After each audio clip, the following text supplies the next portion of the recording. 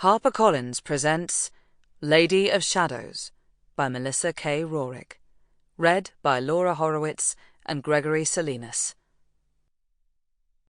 The darkness. Scarlet couldn't tell what was real and what was a dream. She remembered riding with Soren, racing for the border. She remembered fighting and cutting down night children. She remembered Callan and Finn and Sloane and Eliza. She remembered fiery pain in her side. She remembered vomiting over and over. She remembered fire and water and ice and ash. She remembered pain. So much pain. Her entire body ached. Her ribs throbbed in agony where they had once been broken. Maybe they were broken again. She didn't know. There were times she could swear she saw a black panther lying at the foot of the bed. There were times white light seemed to encompass her. There were times the beautiful man was there, watching her. There were times she was sparring with Nuri. There were times she was sitting on a bed talking with Juliet. There were times she was walking along the beach with Cassius. There were times Mikhail was kissing her, and there were times it was Callan whose lips were pressed to hers. There were times she was lying with her head in Soren's lap, each reading a book, content to just be. Soren with his arm wrapped around her waist while they rode. Soren kissing her by a stream. Soren telling her that her mother had been a Fae queen, that she was a Fae princess. Soren, the Prince of Fire. Soren who called her love. Soren who had saved her only to break her. Was any of it real? She didn't know. She wasn't entirely sure she cared anymore. The only constant was the shadows. Shadows that kept her company. Shadows that twisted around her, keeping out the others, keeping out the crushing darkness. Odd, she thought, that shadows were creatures of darkness, but kept the dark from encompassing her wholly.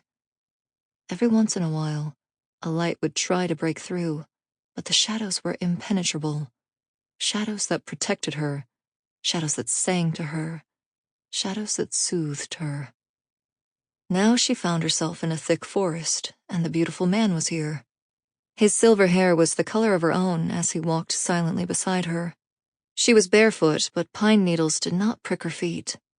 Sunlight streamed through the trees, illuminating a well-worn path. The man stopped as they entered a clearing, so she did too. The air was still here. Not a leaf moved on the trees around the clearing. "Close your eyes, Lady of Darkness." The man's voice was smooth and cool. A chill went down her spine. She hadn't heard his voice since he'd bid her to rise when she had been in Mikhail's grasp. Real? Dream? Did it matter? Scarlet closed her eyes and images flashed through her mind. Veda stabbing Cassius. Nuri bleeding out. Mikhail taking her in an old office. A prince sleeping before a fire. Plunging a dagger into Juliet's heart. A friend stroking her hair to help her sleep. A dark shadow leaping the rooftops with her. Golden eyes staring into hers. A star going out. A prince of fire. She gasped, her eyes snapping open, her hands clutching at her chest.